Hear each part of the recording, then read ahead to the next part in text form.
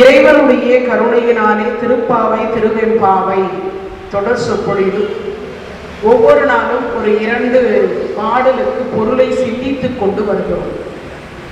மாணிக்கவாசக பெருமான் இறைவன் என்று சொல்லக்கூடியவரை ஆணாகவும் தன்னை பெண்ணாகவும் நினைத்து பாடியவை திருவெம்பாவை.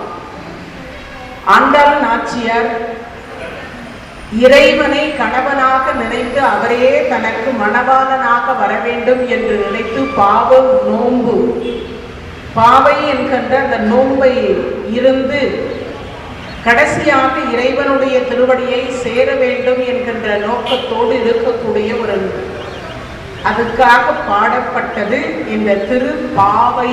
அப்படின்னு பெண்ணே பாடியது திருப்பாவை, ஆனாயிருந்து பெண்ணாக நினைத்து பாடியவை திருவெம்பாவை. அதில் இன்றைய தினத்தில் திருப்பாவையில் 3வது பாடல், இன்று அலங்காரமும் அதுதான் நினைக்கிறேன்.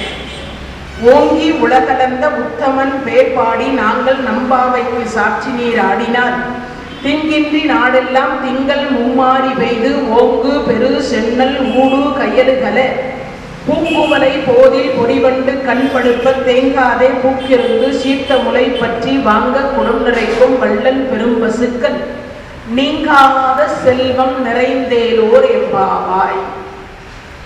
இறைவனுடைய கருணையினாலே இந்த நீங்காத செல்வம் நிறைவதற்கு வைணவத்தில் இந்த பாட்டை பாடுவார். இறைவன் நேற்றைய தினத்தில் வாமன அவதாரம் எடுத்திருந்தார், இன்னைக்கு ஓங்கி உலகளந்த அவதாரம். மகாபலி சக்கரவர்த்தி இடத்தில் 3 அடி மண் தானம் கேட்டார், அவருடைய திருவடியிலே ஒரு 3 அடி கேட்டார். அதனால இந்த சொல்லுகிற பொழுது அவருடைய ஓங்கி உலகளந்த உத்தமன் பேர் பாடி, இந்த பேர் கடைசி வரைக்கும் துணை எதுன்னு கேட்டா நமக்கு இறைவன் திருநாமம். அதை சொல்றார். நெறியோன் விக்கிரமன், அதாவது திருவிக்கிரம அவதாரம் எடுத்த பொழுது ஓங்கி உலகளத்தை அளந்த பெருமான். அதனால அவன் நாமங்களை நாம பாடும். சரி, பாடினா என்ன கிடைக்கும்?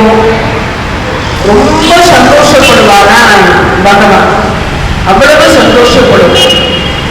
அப்படி ஒரு இறைவனை சந்தோஷப்படுத்துவதற்கு பாடல்.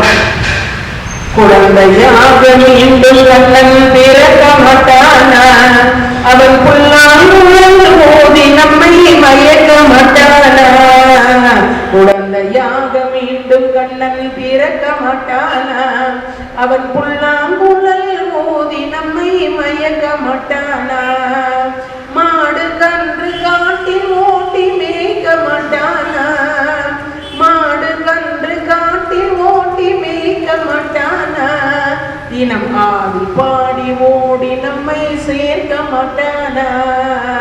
குழந்தையாக மீண்டும் கண்ணன் பிறக்க மாட்டானா, அவன் புல்லாங்குழல் மோதி நம்மை மயக்க மாட்டானா. பாடணுமா? பாடினா பகவான் சந்தோஷப்படுவார். சரி, பாட தெரியல, என்ன பண்றது? ராமா ராமா ராமான்னு பாடலாம், கிருஷ்ணா கிருஷ்ணா கிருஷ்ணான்னு பாடலாம். ராம ராம ராமா என்று நாமம் சொல்லி பாடனம், நாமம் சொல்லி பாடனம். நாமம் சொல்ல தெரியாவிட்டால் நல்லவரோடு சேரணம், நல்லவரோடு சேரணம். எண்ணி எண்ணி பார்க்கணும், ஏகாந்தமாயிருக்கணும். எண்ணி எண்ணி பார்க்கணும், ஏகாந்தமாயிருக்கணும். என்றும் அவன் சொரூபத்தில் ஈடுபட்டு இருக்கணும். என்றும் அவன் சொரூபத்தில் ஈடுபட்டு இருக்கணும். அவன் உருவத்தை எப்பயும் நமக்கு உள்ளத்திலேயே எழுந்தருள செய்து வணங்கணுமா. அப்போ பாடினா பகவானுக்கு ரொம்ப பிடிக்கும். அதை சொல்றா, ஓங்கி உலகளந்த உத்தமன் பேர் பாடி. அப்ப பாடணும் இல்லையா? சரி, எதுவும் தெரியல, என்ன பாடுவது அப்படின்னு கேட்டா, கிருஷ்ணா கிருஷ்ணா கிருஷ்ணா கிருஷ்ணா கிருஷ்ணா கிருஷ்ணா கிருஷ்ணா பாடலாம். கோவிந்தா கோவிந்தா கோவிந்தா கோவிந்தா கோவிந்தா கோவிந்தா கோவிந்தா நாராயணா நாராயணா நாராயணா நாராயணா நாராயணா நாராயணா பாராயணம் செய்யலாம். எவ்வளவு நேரம் முடியுமோ, எப்பெல்லாம் முடியுமோ அப்பெல்லாம் பாராயணம் செய்யணுமா. அதனால சொல்ற, நாங்கள் நம் பாவைக்கு சாற்றி நீர் ஆடினால் தீங்கின்றி நாடெல்லாம் திங்கள் மும்மாறி பெய்து. மாசத்துக்கு திங்கள்னா ஒரு அர்த்தம் கிழமைன்னு நிறைய பேர் அர்த்தம் புரிஞ்சு கொள்ளலாம். இன்னொரு அர்த்தம் என்னது? மாதம் என்று பொருள். மாசத்துக்கு திங்கள்னு சொல்லுவாங்க. ஏன் மாசத்துக்கு திங்கள் அப்படின்னு ஒரு பெயர் அப்படின்னா, அதை வளர்பிறை தேய்பிறை இரண்டும் கலர்ந்தது மாதம். அதுல 15 நாள் தேய்பிறை, 15 நாள் வளர்பிறை. அது வளருது தேய்கிறது யாரான்னு கேட்டா சந்திர பகவான். சந்திர பகவானுக்கு திங்கள்னு ஒரு பேர். சந்திர பகவானுக்கு திங்கள்னு பேர். இந்த மாசத்துல 15 நாள் வளர்பிறையாகவும் 15 நாள் தேய்பிறையாகவும் இருக்கக்கூடிய சந்திர பகவானுடைய ஒரு கணக்கு அப்படின்னா அது ஒரு மாசம். அதுக்கு இங்க திங்கள்னு குறிப்பிடுறாங்க. திங்கள் மும்மாறி பெய்து. பகவானுடைய நாமத்தை நாம பேர் சொல்லி பாடினோமே ஆனால் மாசம் 3 மழை பெய்யும். 3 மழை இப்பெல்லாம் பெய்யுதான்னு கேட்டா சில இடத்துல பெய்யுது. அடையாறுல பெய்ஞ்சா அடையாறு எங்க சிக்னல்லையே பெய்யாது சில நேரத்துல. இங்க அடையாறுல நம்ம பெரியபாளையத்தம்மன் கோயில்ல மழை பெய்ஞ்சா திருவான்மையூர்ல பெய்யாது. அப்படி இருக்கு இப்பெல்லாம் மழை. ஏன்? நம்மெல்லாம் அவ்வளவு நல்லவர்களா இருக்கிறோம். நம்மெல்லாம் அவ்வளவு நல்லவர்களாக இருக்கிறோம். மாதம் 3 மழை பெய்யுமா. திங்கள் மும்மாறி பெய்து. தர்மராஜா எந்த இடத்துல ஆட்சி பண்றாரோ அங்க மாசம் 3 மழை பெய்யும். தர்மர் எங்க இருக்கிறாரோ அங்கெல்லாம் 3 மழை பெய்யுமா. காட்டுல 12 ஆண்டு கால வனவாசம், 1 ஆண்டு கால அந்நியாத வாசம் இருந்தாங்க பாண்டவர்கள். அப்போ 1000 கோடி ஒற்றர்களை விட்டு துரியோதனன் தேடினான். 1000 கோடி ஒற்றர்கள். ஏன்? பாண்டவர்கள் எங்க இருக்கிறாங்கன்னு கண்டுபிடிச்சிட்டா மீண்டும் 12 வருஷம் காட்டுக்கு அனுப்பிச்சிடலாம். எவ்வளவு நல்லவன் பாருங்க. அதனால தேடினான். அப்போ எங்கு தேடியும் கிடைக்கல. இந்த 1000 கோடி ஒற்றர்களும் திரும்பி சொல்றாங்க, எங்க தேடியும் பாண்டவர்களை கண்டுபிடிக்க முடியல. விராடநாடு என்கின்ற ஒரு நாட்டில தான் அவங்க மறைஞ்சு வாழ்றாங்க. அப்படி வாழ்கிற பொழுது பீஷ்மர் இடத்துல துரியோதனன் கேட்கிறான், தாத்தா 1000 கோடி ஒற்றர்களை அனுப்பி தேடினேன் தாத்தா, இந்த பாண்டவர்கள் எங்க இருக்கிறாங்கன்னு தெரியல தாத்தா. அப்போ அங்க இருக்கக்கூடிய பீஷ்மாச்சாரியார் சொன்னார், அப்பா நீ நினைக்கிற மாதிரி எல்லாம் தேடினா கிடைக்க மாட்டான். அப்ப எப்படி தேடணும்? எந்த இடத்தில் யாகம் அதிகமாக வளர்க்கப்படுகிறதோ, எந்த இடத்தில் வேதம் என்று சொல்லக்கூடியது முழங்கப்படுகிறதோ, எந்த இடத்தில் மாதம் மும்மாறி மழை பெய்கிறதோ அவர் சொல்லும் பொழுது, அப்ப துரியோதனுக்கு ஒரு சந்தேகம் கேட்டான், அது என்ன மாசம் 3 மழை பெய்யுமா? தர்மர் எங்கு இருக்கிறாரோ, பாண்டவர்கள் எங்கு இருக்கிறார்களோ அந்த இடத்தில் மாசம் 3 மழை பெய்யும். அரிசி இல்லை, பருப்பு இல்லை, உப்பு இல்லை, மிளகா இல்லை, புளி இல்லை, இல்லை என்கின்ற வார்த்தைக்கு இடம் இருக்காது. அங்க சேல் மீன் வாழும். நீர்நிலை அதிகமா இருந்தா என்ன வாழும்? மீன்கள் வாழுமா? இன்னொன்னு, அங்க இருக்கிறவங்க எல்லாம் சைவர்களாக இருந்தா என்ன வாழும்? மீன் வாழும். அங்க இருக்கிறவங்க எல்லாம் வேற மாதிரி இருந்தா அவங்க வயிற்றுல வாழும் மீன் இல்லைன்னா இல்லை. அதனால இத சொல்ற, அப்பா மாசம் 3 மழை பெய்யும். நல்லோர் ஒருவர் உளரே அவர் பொருட்டு எல்லோருக்கும் பெய்யன பெய்யும் மழை. திருவள்ளுவர் சொல்ற. அப்போ நீரின்றி அமையாது ஒழுகும். தண்ணி இல்லைன்னா ஒன்றும் பண்ண முடியாது. அதனால இங்க சொல்லுகிற பொழுது திங்கள் மும்மாறி பெய்து. எதை சொன்னா? பகவானுடைய நாமத்தை சொன்னால், நாம சங்கீர்த்தனம் செய்தால், பஜனை செய்தால் மாசம் 3 மழை பெய்யும். தீங்கின்றி நாடெல்லாம் திங்கள் மும்மாறி பெய்து ஓங்கு பெரு சென்னல் ஊடு கயலு கலை.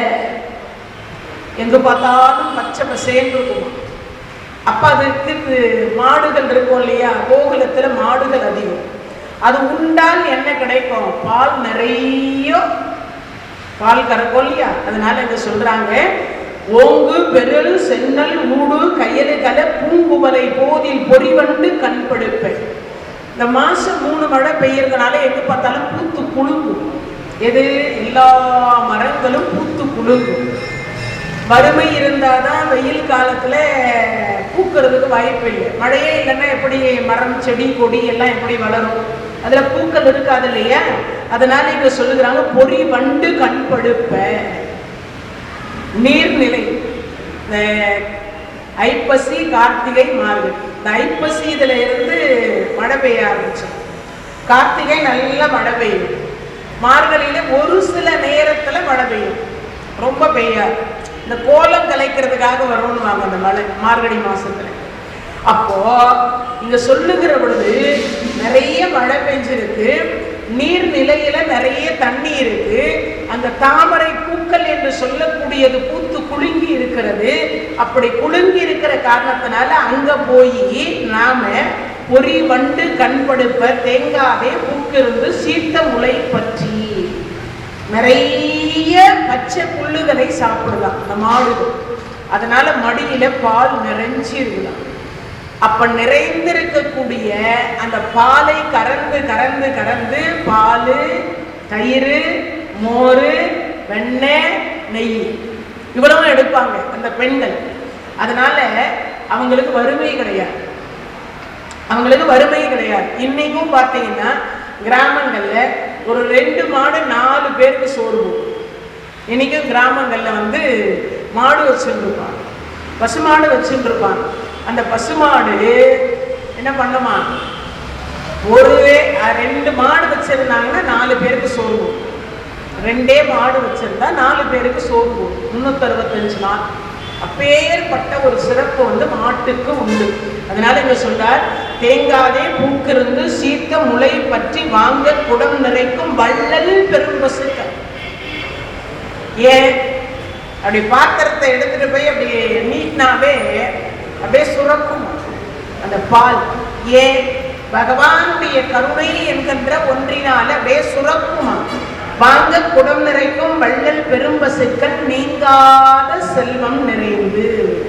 நீங்காத செல்வம் நிறைந்தேலோர் எம்பாவாய். இங்க சொல்லும் பொழுது சொல்றார், அந்த துள்ளி துள்ளி திரியக்கூடிய அழகிய பூக்கள், அப்படி அழகிய பூக்கள்ல இருக்கக்கூடிய வண்டுக்கள் தேனை குடிச்சிட்டு அதுக்குள்ளேயே அப்படியே உட்கார்ந்து இருக்குமா. பசுமாடுகள் என்று சொல்லக்கூடியது போய் நல்ல புல்லுகளை எல்லாம் மேய்ந்து விட்டு அந்த மாடுகள் நிறைய பால் கொடுக்குமா. அப்பன்னா என்ன அர்த்தம்? அவங்களுக்கு தேவையான வருமானம் அதுல வருதுன்னு அர்த்தம். இவ்வளவுக்கும் காரணம் எதுன்னு கேட்டா பகவானுடைய திருநாமம் சொல்லுவதனால. அப்போ நாம் எல்லாம் பகவானுடைய திருநாமத்தை சொன்னால் நமக்கெல்லாம் என்ன தீரும்? வறுமை தீரும். ஏன்? 8 லட்சுமிக்கு வீட்டுக்கார. நமக்கெல்லாம் 1 லட்சுமி வந்தாவே கண்ணு தெரிய மாட்டேங்குது உண்டா இல்லையா? தனலட்சுமின்னு 1 லட்சுமி வந்துட்டாவே நம்மளாம் என்ன நினைக்கிறோம்? நான் எவ்வளவு பெரிய ஆளு தெரியுமா? ஆமா, அந்த மாதிரி சொல்லுவோம். அதனால இங்க 8 லட்சுமியின் கணவராக இருக்கக்கூடியவர்களுடைய திருநாமத்தை சொல்ல சொல்ல சொல்ல நமக்கு என்ன வராதா? வறுமையே வராதா, நோய் வராதா. அது மட்டும் இல்லை, நாம் எல்லாம் சொர்க்கத்தில் போய் இடம் பெறுவோம். பகவானுடைய திருவடியில போய் நமக்கு பாக்கியம் கிடைக்கும். அதனாலதான் யாரையாவது வாழ்த்துகிற பொழுது இந்த பாடல் பாடி வாழ்த்தினோமே ஆனால் இந்த பாடல் சொல்லுகிறவர்களுக்கும் நன்மை, கேட்கிறவங்களுக்கும் நன்மை. ஆண்டாள் பிராட்டியார் இந்த பாட்டுக்கு அவ்வளவு சிறப்பு. ஓங்கி உலகளந்த உத்தமன் பேர்பாடி நாங்கள் நம்பாவைக்கு சாற்றி நீர் ஆடினார் தீங்கின்றி நாடெல்லாம் திங்கள் மும்மாறி பெய்து ஓங்கு பெரு சென்னல் ஊடு கையலுகளை பூங்குவலை போதில் பொறிவண்டு கண்படுப்ப தேங்காதே பூக்கிருந்து சீர்த்த முளை பற்றி வாங்க குடம் நிறைக்கும் வள்ளல் பெரும்பசுக்கள் நீங்காத செல்வம் நிறைந்து. ஒரு குழந்தை காலில் விழுந்தா இந்த வாழ்த்து வாழ்த்தும்.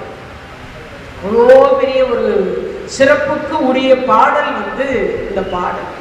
அப்போ இந்த பாடல் பாடுவதனால நமக்கு ஒரு செல்வம் கிடைக்கிறது, இன்னொன்று மாசம் 3 மழை பெய்யுறது, வறுமை தீருகிறது, அதே மாதிரி கடைசியாக இறைவனுடைய திருவடியை சேரலாம், சொர்க்க பதவி கிடைக்கும். ஏன்னா நம்ம எல்லாரும் என்ன நினைக்கிறோம்னா, வைகுண்ட ஏகாதசி அன்னைக்கு ஒரு நாளைக்கு கண்ணு முடிச்சு அந்த வைகுண்ட வாசல் சொர்க்க வாசல் வழியா போய் பெருமாளை பார்த்துட்டோமே ஆனா நமக்கெல்லாம் சொர்க்கம் கிடைச்சிருந்தோம்னு நினைக்கிறோம்.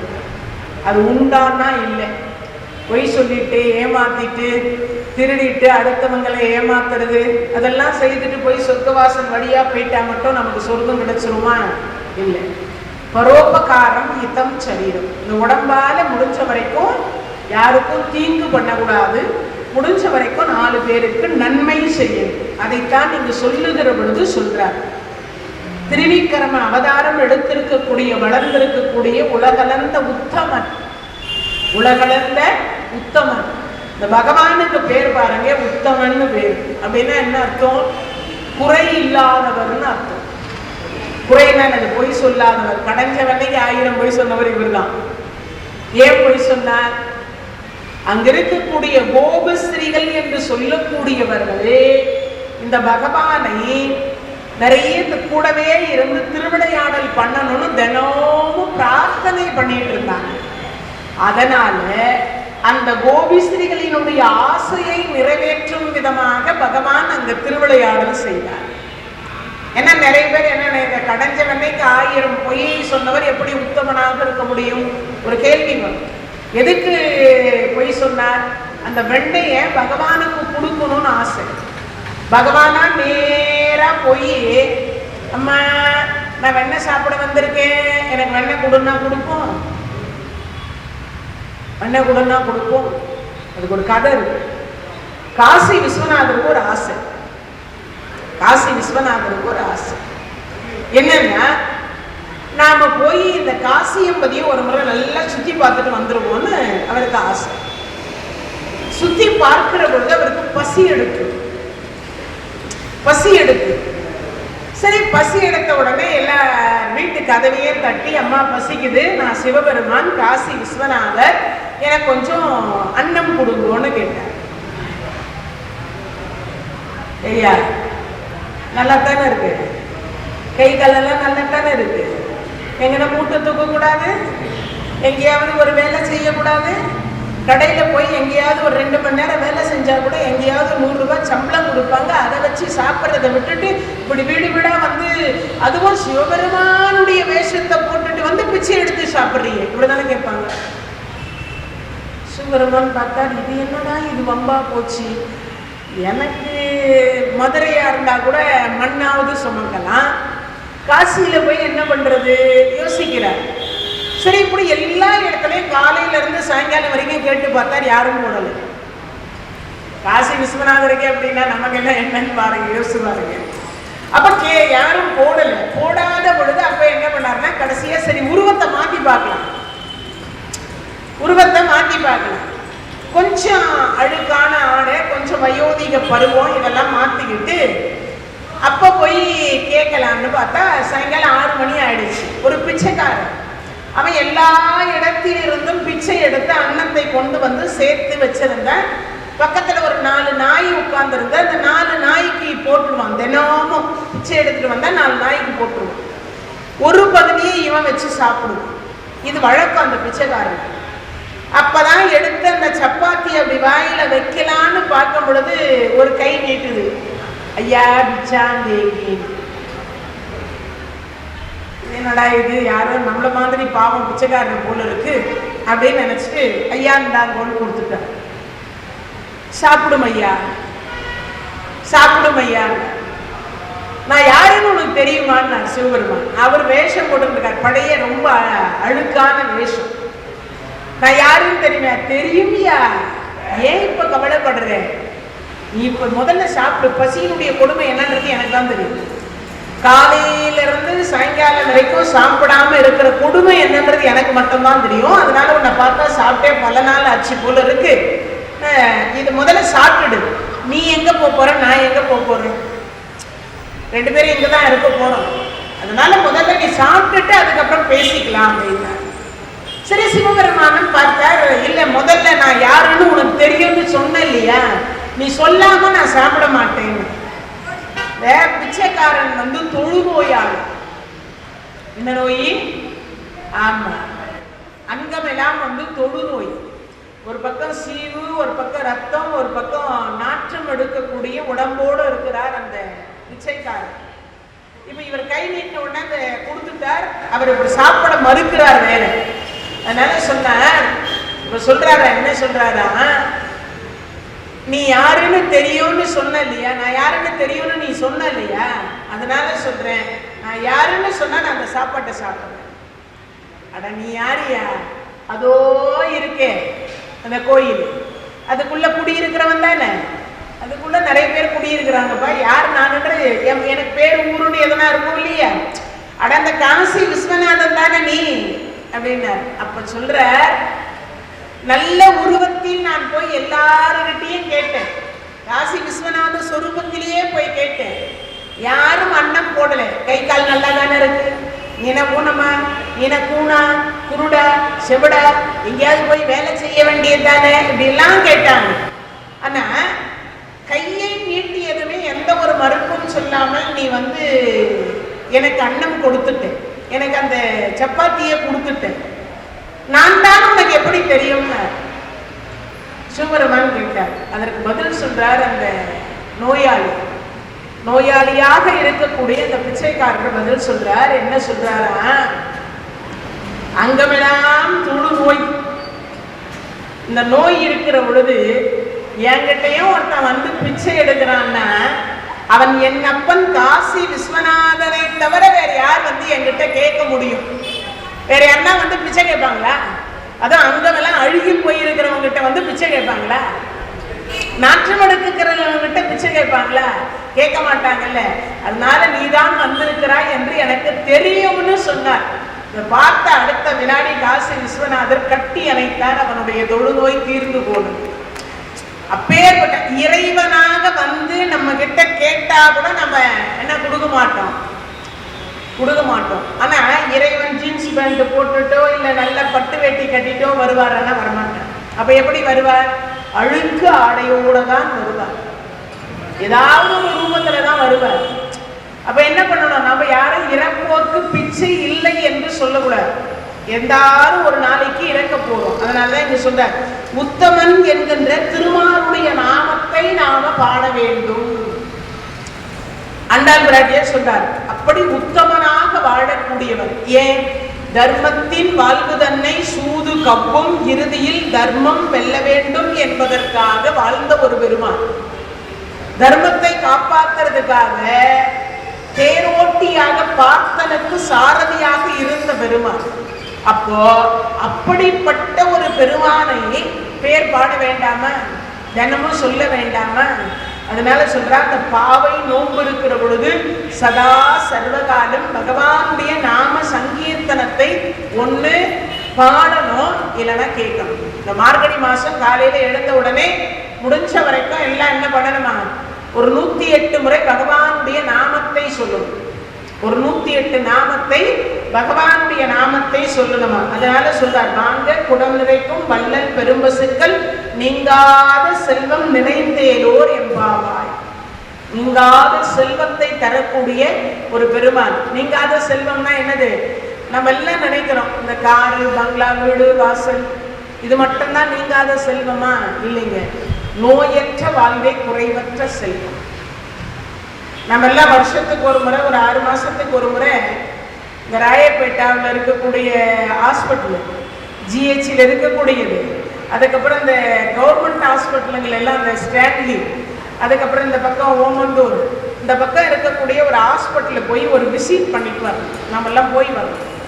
நம்மளாம் எவ்வளவு ஆரோக்கியமா இருக்கிறோம், எவ்வளவு நல்லா நம்மளை கடவுள் வச்சுட்டு இருக்காருன்றது அப்ப நமக்கு தெரியும்.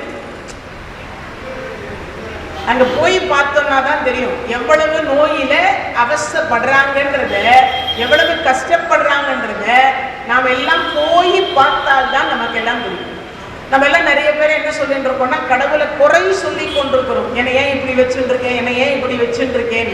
ஆனா நாம எல்லாம் அந்த ஒரு முறை உள்ள போய் வெளியில வந்தோம்னா தெரியும், அப்பா நாமே எவ்வளவோ மேலு. என்ன நினைப்போம், கோடி மடங்கு நாமே மேலுடா சாமின்னு நினைப்போம். உண்மையா இல்லையா? அப்படி நினைப்போம். அதனால கடவுளை குறை சொல்லுவதை காட்டிலும் நாம கடவுளுடைய நாமாவளி என்கின்ற ஒன்றை சொன்னோமே ஆனால் 16 வகையான செல்வத்தோடு இறுதியாக கிடைக்கக்கூடிய சொர்க்கம் என்கின்றது நமக்கு தருவார். கடைசியா கிடைக்கக்கூடியது. அதே மாதிரி நல்ல கணவர். இந்த பாவை நோன்பு இருந்து இந்த 30 பாடல் பாடினா ஆண்டாள் பிராட்டியார் சொல்றார், 16 வகையான செல்வம், சொர்க்கம் கிடைக்கும், நல்ல கணவர் கிடைப்பார், நல்ல குழந்தைகள் கிடைக்கும், நல்ல ஆயுளுள்ள குழந்தைகள், அறிவுள்ள குழந்தைகள் கிடைக்கும், 21 தலைமுறை சொர்க்கத்தில் இடம் கிடைக்கும். ஒரு தலைமுறை 2 தலைமுறை இல்லை, 21 தலைமுறைக்கு இறைவன் சொர்க்கத்துல இடம் தருவார். அதனால இந்த பாடல்களை எல்லாம் நாம பாடுவது சிறப்பு. 4வது பாடல், ஆடி மலை கண்ணா ஒன்று நீ கை கரவே ஆடியுள் புக்கு முகர்ந்து கோடார் ஆர்த்தேரி ஊடி முதல்வன் உருவம் போல் மெய் கலந்து பாடிய பனைத்தோருடைய பத்மநாபன் கையில் ஆடி போல் மின்னி வளம்புரி போல் நின்று அதிர்ந்து தாழாதே சாரங்க முறைத்த சரமலை போல் வாழ உலகினில் பெய்திடாய் நாங்களும் மார்கழி நீராட மகிழ்ந்தேரோர் எம்பாவாய். ஆழி மலை கண்ணா. ஆழின்னா இந்த ஊழி காலம். ஊழி காலம்னா அழியக்கூடிய காலம். கடல் அப்படின்னு சொல்லக்கூடிய பெருமையில இருந்து மழையை அது என்ன பண்ணுமா, மேகமாக ஈர்த்து கொள்ளும். கடல் இல்லைன்னா நமக்கெல்லாம் மழை கிடையாது. கடல்ல இருந்து, கடல் என்னமோ உப்பு, கடல் தண்ணி என்னவாக உப்பா. ஆனா அதை கொண்டு போய் மேகமாக உரிந்து எடுத்துட்டு போய் கருப்பு நிறத்துல மேகத்துல வச்சிருந்து அதை பக்குவப்படுத்தி இறைவன் தூய்மையான நீரா நமக்கு கொடுக்குறார். கடல்ல இருந்து எடுக்கக்கூடிய நீரு உப்பு தானே, அப்ப நமக்கு திருப்பி கொடுக்கும் போது உப்பா கொடுக்கலாம்ல. ஆனா பியூர் மினரல் வாட்டரா கொடுக்குறாங்க. நீங்க மழை தண்ணியை பிடிச்சி டேஸ்ட் பண்ணி பாருங்க. அப்படி வானத்துல இருந்து வரக்கூடிய மழை நீரை டேஸ்ட் பண்ணி பார்த்தா நம்ம எல்லாம் சுவைத்து பாருங்க. அப்ப எப்படி இருக்கும், தூய்மையாக இருக்கும். நீங்க எல்லார் வீட்லயும் அதை தான் போட்டு வச்சுட்டு குடிக்கிறாங்கன்றாங்க, உண்டா இல்லையா? ஆனா மழை நீரும் அந்த நீரும் ஒன்னாகாது. அது வேற, இது வேறதான். இருந்தாலும் சுவை என்று சொல்லக்கூடியது அந்த மழை நீருக்கு நிகரானது மழை நீர் தான். வேற எதையும் நம்மளால மாற்ற முடியாது. அதனால சொல்றார், ஆழி மழை கண்ணா ஒன்று நீ கை கரவே. கடல் போன்ற பெருமையுள்ள மழையாக அருளை தரக்கூடிய பெருமான், நீ ஒன்றை மறைத்து வைக்காதே. கடலுக்குள் செல்லக்கூடிய நீரை முகர்ந்து பேரொளியுடன், பேரொளி பெருசா ஒளி வரும், அந்த பேரொளியுடன் மேலே எழுந்து ஊழி காலத்தில் அழிகின்ற பொழுது, இந்த உலகம் அழியும். அந்த உலகம் அழிகிற பொழுது எல்லா ஜீவன்களையும் தன்னுள் அடக்கி வச்சுப்பார். எல்லா யோனியத்தையும் சிவபெருமான் யார்கிட்ட கொடுப்பார்னா திருமால் கிட்ட தான் கொடுப்பார். 84 லட்சம் யோனி வேணும் தன்னுடைய உடம்புக்குள்ள அடக்கி வச்சுருப்பார். இந்த கடல் பொங்குமா அப்படியே. அப்படி பொங்கி வருகிற பொழுது அந்த கடல்ல இருந்து கொந்தளிக்கக்கூடிய இடத்துல இருந்து இந்த எல்லா ஜீவன்களினுடைய உயிர் நாடின்னு சொல்லக்கூடியதை அவர் பாதுகாத்து கொடுப்பார். அதனாலதான் அவருக்கு பேர் காக்கும் கடவுள்னு பேர்.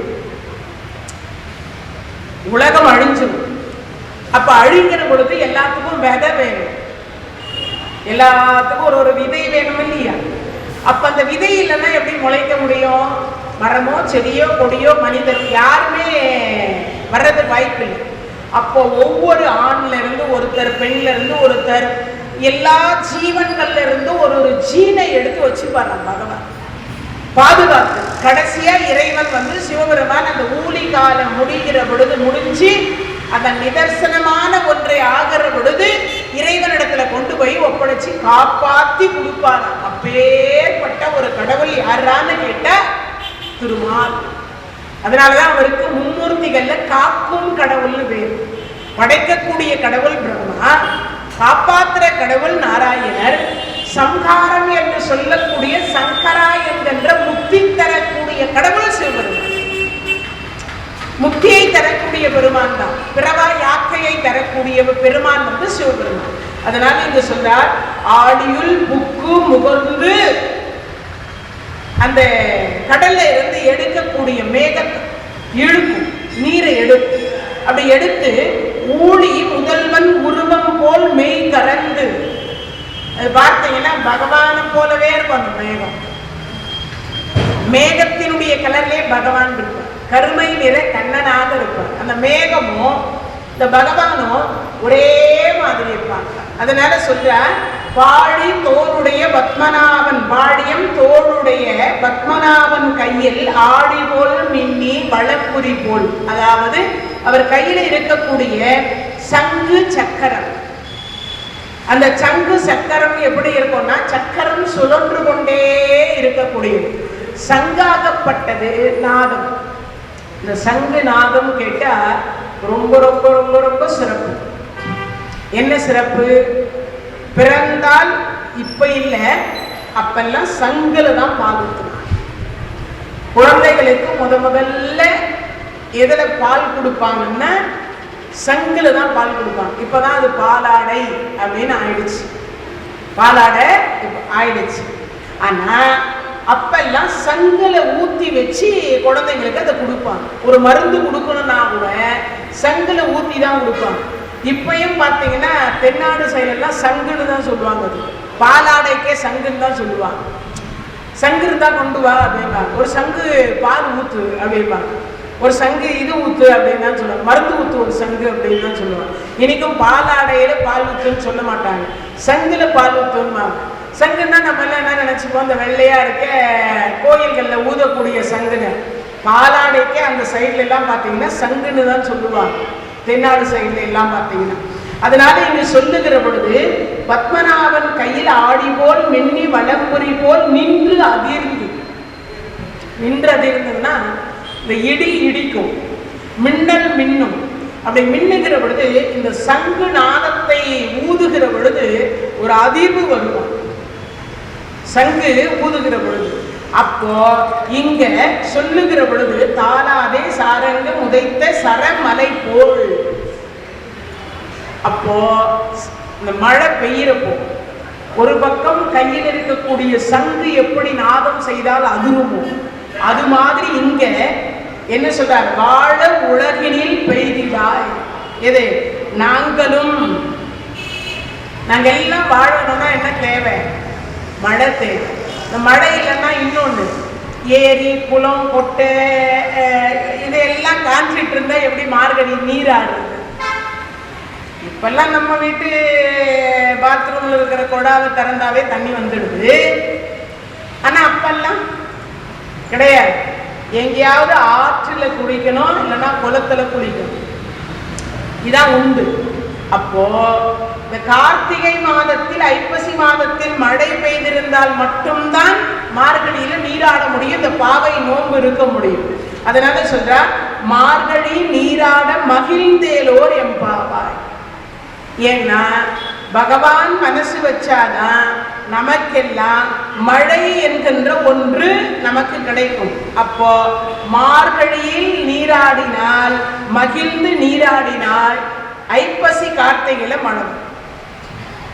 அப்போ இதை சொல்றார், நம்மளால முடிஞ்ச வரைக்கும் மார்கழி மாசத்தில் நீராடுவதற்கென்றே மழையை தர வேண்டும். அது தருவது யாரான்னு கேட்டா பகவான் என்று சொல்லுகிறார். ஏன்? அந்த கருத்த மேகத்தை போன்று அவருடைய உருவம் இருக்கிறது. அவர் கையில் இருக்கக்கூடிய சங்கும் சக்கரமும் ஆடி போல் அந்த மின்னல் மின்னி அந்த சங்கு நாதத்தை ஊதுகிற பொழுது அது நின்று அதிர்ந்து இடி இடிக்கும் இல்லையா, அப்படி அதிர்ந்து அங்க இருக்கக்கூடிய மேகத்தினிடத்தில் இருந்து வெடித்து கீழே வந்து வாழ உலகினில் பெய்திராய் நாங்களும் மார்கழி நீராடுது. இந்த பாட்டு பாடினா மழை வருது. எல்லாரும் உட்கார்ந்து இந்த பாட்டை என்ன பண்ணலாம், பாராயணம் செய்தால் மழை வரும். அப்பேற்பட்ட ஒரு மழைக்கு உரிய ஒரு பாடல். இன்னொன்று, மழை பெய்வதற்கு இன்னொரு காரணமும் இருக்கிறது. இன்னொரு காரணமும் இருக்கு. என்ன காரணம்னா, நாம எந்த அளவுக்கு சில இடத்துல பெய்து கெடுக்குது, சில இடத்துல காஞ்சி கெடுக்குது. நீங்க பார்த்துருப்பீங்க. அதுக்கு என்ன காரணம்னா, எவ்வளவுக்கு எவ்வளவு மனிதர்கள் பாவம் செய்கிறார்களோ அவ்வளவுக்கு அவ்வளவு மழையினால் நமக்கு கேடு. சுழற்சி. ஆதிசங்கரர் ஒரு முறை கங்கைக்கு குளிக்க போகிறார். அப்படி குளிக்க போகிற மகா பெரியவா குளிக்க போயிருக்காங்க. போன உடனே அங்க பார்த்தீங்கன்னா அழுக்கு, ஒரு பக்கம் மலை ஜலம், ஒரு பக்கம் பிணம் மிதக்குது. காசியும் பதில் இப்பதான் ரொம்ப கிளீன் பண்ணி அதெல்லாம் எதுவும் குப்பைகள் போடக்கூடாதுன்னு ஒரு ரூல்ஸ் கடைபிடிச்சு அதை வந்து கிளீன் பண்ணிக்கிட்டே இருக்கிறாங்க. அப்ப எல்லாம் பார்த்தீங்கன்னா பிணத்தினுடைய சாம்பலை ஒரு பக்கம் கரைச்சிருவாங்க. ஒரு பக்கம் சில பகுதியினர், சில பேர் வந்து எரிப்பது கிடையாது, புதைப்பது கிடையாது. அரிச்சந்திர சுடுகாடு என்கின்ற ஒரு இடத்தில் மட்டும்தான் எரிப்பாங்க, மற்ற இடத்துல எங்கேயும் எரிப்பது கிடையாது. ஈமக்கிரியை முடிச்சுட்டு அந்த கோணிக்குள்ள அந்த பிணத்தை போட்டு தச்சிட்டு நடு கங்கையில போய் வீசிட்டு வந்துருவாங்க. நம்ம குளிக்கிற பொழுது நம்ம முதுகுல வந்து அந்த பிணம் தட்டும், இழியும். இது இயற்கையாகவே நடக்குமா அந்த காலத்தில். அதனால ஒரு பக்கம் மலம், ஒரு பக்கம் ஜலம், ஒரு பக்கம் பிணம், ஒரு பக்கம் பிணத்தினுடைய சாம்பல், இவ்வளவும் இருக்கும் அந்த கங்கையில. இவர் போனவர் குளிக்கலான்னு போனவர் பார்த்தீங்கன்னா, என்ன இது, ஒரு பக்கம் மலம் மிதக்குது, ஒரு பக்கம் ஜலம் மிதக்குது, ஒரு பக்கம் பார்த்தா பிணம் இருக்கு, ஒரு பக்கம் சாம்பல் இருக்கு, இதுல குளிச்சா நம்ம பாவம் போகுமா? ஒரு கேள்வியில கொஞ்ச நேரம் உட்கார்ந்து இருந்தார். ஒரு கேள்விக்காக உட்கார்ந்து இருந்தார். உட்கார்ந்து இருக்கும் போது ஒரு 5 வயசு குழந்தை ஒரு மஞ்சள் கலர்ல பாவாடை சட்டையை போட்டுட்டு அந்த குழந்தை வந்து, சுவாமி வணக்கம் வந்துச்சு. வணக்கம். குழந்தை, யார் அப்பா யார் அம்மா? நீ தனியா இருக்க, அப்பாவும் அம்மாவும் அங்க இருக்காங்க, வருவாங்க. ஆமா, எல்லாரும் நீராடுறாங்க, நீங்க நீராடலையா? இல்ல, இவ்வளவு அசுத்தமா இருக்கு, அதுல போய் நான் எப்படி நீராடுறேன்? அப்ப அந்த குழந்தை ஒரு சொல்லுது, சுவாமி கங்கை அழுக்கா இல்ல, இவ்வளவு பாவத்தை சுமந்து கொண்டிருக்கிறவர் என் பாவத்தை எப்படி போக்குவா? அவருக்கு ஒரு கேள்வி வந்தது மனசுக்குள்ள. அதுக்கு பதில் சொல்லும் விதமாக அங்க வந்திருக்க அந்த குழந்தை. இப்ப அந்த குழந்தை கிட்ட இவர் கேட்கிறார், இவ்வளவு பாவத்தை சுமக்கக்கூடியவள் என் பாவத்தை எப்படி போக்குவார்? அந்த குழந்தை சிரிச்சுட்டே ஒரு பதில் சொன்னது, அதை கங்கை மாதா வச்சுக்க மாட்டாங்க, அது எல்லாமே போய் சமுத்திரராஜன் இடத்துல போய் சேருது, நீங்க வேணா சமுத்திரராஜன் கிட்ட போய் கேட்டுக்கோங்க. இவரு வேலை வெட்டியை விட்டுட்டு நாமாவளியை விட்டுட்டு நேரா போனார் கடலுக்கு. சமுத்திரராஜா நில்லுன்னார். சுவாமி வணக்கம் வணக்கம், வாங்க நீராட வந்தீங்களா? வாங்க. இல்ல இல்ல, சந்தேகத்தை தீர்த்துட்டு போலான்னு வந்தேன். என்ன சந்தேகம்? பாவத்தை நீதான் சுமக்கிறியா, அதனாலதான் நீல நிறமாங்கிறியான்னு. சுவாமி இல்ல சுவாமி, நான் பாவத்தை வச்சுக்கிறது, பாவத்தை வைத்துக் கொள்வது இல்லைன்னா அப்ப யார் வச்சுக்கிறா? அந்த கங்கையிலே போகிற பாவம் எல்லாம் எங்க வந்து சேருது? உங்ககிட்ட தானே சேருது. சுவாமி இல்ல சுவாமி. அப்ப எங்க போய் சேருகிறது? அது பாருங்க, கடல்ல இருந்து ஆவியாகுதா, அது எங்க போய் சேருதுன்னு பாருங்க, மேகராஜன் இடத்தில் போய் சேருகிறது. நீங்க மேகராஜன் கிட்ட தான் கேட்கணும், என்கிட்ட கேட்க கூடாது. மேகம் கூட்டம் கூட்டமா அப்படி போகுது. ஏன் மேகம் போற மேகத்தை ஆதிசங்கரர் சொல்றார், ஏன் மேகமே நில்லுன்னு. நின்றது அந்த மேகம். நின்ற அடுத்த வினாடி அப்ப பார்க்கிறார், நீதான் கருப்பா இருக்கிறதுக்கு காரணம் நீதான, பாவத்தை நீதான் சுமக்கிறாய, அப்போ நீ அவ்வளவு பாவியா அப்படின்னு. மேகராஜன் சொன்னார், சுவாமி நான்லாம் இல்லை சுவாமி, நான் வருண பகவான் கிட்ட கொடுத்துடுறேன், நீங்க வேணும்னா வருண பகவான் கிட்ட கேளுங்க. ஏன் வருண பகவானே சீக்கிரமா இறங்கி வாங்க, மகான் இல்லையா, கூப்பிட்ட அடுத்த வினாடி அவர் வந்தார். வந்த அடுத்த வினாடி பார்த்தார், அப்ப நீதான் பாவத்தை சுமக்கிறாயா? இல்ல சுவாமி, நானும் வச்சுக்கிறது இல்லை, நான் எப்பவுமே வாங்குறதோடு சரி, மறுபடியும் வாங்கினா திருப்பி கொடுத்துருவோம். நமக்கெல்லாம் சில பேருக்கு வாங்கினா கொடுக்குற பழக்கமே கிடையாது. எந்த பொருள் வாங்கினாலும் சில நேரத்தில் கொடுக்குற பழக்கமே கிடையாது. ஒரு பேனை வாங்கினா கூட திருப்பி கொடுக்கணும்னா நம்ம பாக்கிட்டே வச்சுட்டு போயிடும். அது மாதிரி நமக்கெல்லாம் வாங்கினா திருப்பி கொடுக்குற பழக்கம் இல்லை. அதனால சொல்றார், வருண பகவான் சொல்றார், நான் வாங்கினா திருப்பி கொடுத்துருவேன் சுவாமி. மேகராஜன் என்னிடத்துல கொடுக்குறான், நான் பூமி மாதா கிட்ட ரிட்டர்ன் கொடுத்து விடுவேன். சாதாரணமா மனிதர்களே கல்யாணத்துக்கு மொய் எழுதுனா ரிட்டர்ன் கிஃப்ட் கொடுக்கும் பொழுது நான் வச்சுக்கிட்டா எப்படி சுவாமி, அதனால நானும் ரிட்டர்ன் கொடுக்குறேன். யாருக்கு? பூமி மாதாவுக்கு. நீங்க வேணா பூமி மாதா இடத்தில் கேளுங்க. இப்ப பூமி மாதா இடத்தில் ஆதிசங்கரர் கேட்கிறார், அப்ப பாவத்தை நீதான் சுமக்கிறாய? ஒரு கேள்வி வருது. ஆதிசங்கரர் இடத்துல பூமி மாதா பூமியை அப்படி மேல வந்து சொல்ற, நானும் வச்சுக்க மாட்டேன் சுவாமி, நானும் வைத்துக் கொள்ள மாட்டேன். என்னையா இது ஒரே குழப்பமா இருக்கு, நான் நீயும் வைத்துக் கொள்ள மாட்டேன்னா அப்ப அந்த பாவம் எங்கு செல்லுகிறது? ஒரு கேள்வி வருகிறது. அப்போ அங்கு இருக்கக்கூடிய பூமி மாதா இடத்து பூமி மாதா சொல்ற, என்ன சொல்ற? காய்கறியாக, கீரையாக, பழங்களாக, அரிசியாக, பருப்பாக இருக்கக்கூடிய என்னென்ன ரூபத்தில் மனிதர்கள் உண்பார்களோ அந்த ரூபத்தில் நான் அவர்களுக்கே திருப்பி இந்த பாவத்தை தந்து விடுகிறேன். நம்ம சாப்பிட்றதெல்லாம் எதுல என்னத்தை சாப்பிட்டு இருக்கோம்? பாவத்தை சாப்பிட்டு இருக்கோமா? ஆதிசங்கருக்கு ஒரே குழப்பம். அப்ப நம்ம சாப்பிட்ற சாப்பாடெல்லாம் வெறும் பாவத்தின் மூலியமாக விளையக்கூடிய அரிசி, பருப்பு, உப்பு, மிளகா, புளியா அப்படின்ற சந்தேகத்தில் மறுபடியும் காசிக்கு நேரம் அங்க போனவர் பார்த்தா அந்த 5 வயசு குழந்தை அந்த படியிலேயே உட்கார்ந்து இருக்குது. குழந்தை எனக்கு ஒரே குழப்பமா இருக்கு, குழந்தை எனக்கு ஒரே குழப்பமா இருக்கு, நான் என்ன பண்றது? ஐயா ஒண்ணும் இல்லை, இந்த பாவம் எங்கதான் எப்படி கழியும்? அப்ப சொல்ற, இந்த உடம்பால் பொய் சொல்லாமல் 4 பேருக்கு நன்மை செய்து ஆசையே படாமல் துறவரம் கொண்டு யார் ஒருவர் ஞானியாக மகானாக வாழ்ந்து அந்த மகானாக இருக்கக்கூடியவர் இந்த கங்கையில் வந்து நீராடினால் இந்த கங்கை புனிதமடைகிறார். இந்த கங்கை மூலியமாக போய் சேரக்கூடிய தண்ணீர் மூலியமாக சமுத்திரராஜன் புனிதமடைகிறான். சமுத்திரராஜன் புனிதமடைவதனால் மேகராஜன் புனிதமடைகிறான். மேகராஜன் புனிதமடைகின்ற காரணத்தினால் வருண பகவான் புனிதமடைகிறான். வருண பகவான் புனிதமடைகின்ற காரணத்தினால் இந்த பூமி மாதா புனிதமடைகிறாள். புனிதமான உணவை மனிதர்களுக்கு கொடுக்கிறாள். இப்போ அந்த 5 வயசு குழந்தை அவ்வளோ பெரிய ஞானிக்கு இந்த விளக்கத்தை கொடுத்தது. சுவாமி இப்பயாவது, ஆமா இப்ப எதற்கு என்னை நீராட சொல்லுகிறாய்? சுவாமி, அந்த மகான் வேறு யாரும் அல்ல, தாங்கள் தான். ஏன் ஒரு ஈ எறும்புக்கு கூட தீங்கு விளைவிக்காத அந்த மகானாக இருந்து அந்த கங்கையில் நீராடுகிற பொழுது, நம்ம எல்லாம் நீராடினா என்ன புண்ணியம் என்ன புண்ணியம் கேட்போம் இல்லையா? ஒருவேளை நம்ம ஆன்மாவாக இருக்கக்கூடியது உண்மையாக எந்த ஒரு தீங்கும் செய்யாமல் இருந்து நல்ல ஆன்மாவாக இருந்து கங்கையில போய் நீராடினால் கங்கையையே புனிதப்படுத்தக்கூடிய ஒரு மகானாக ஒரு மனிதர் வாழ்ந்து காட்ட முடியும்.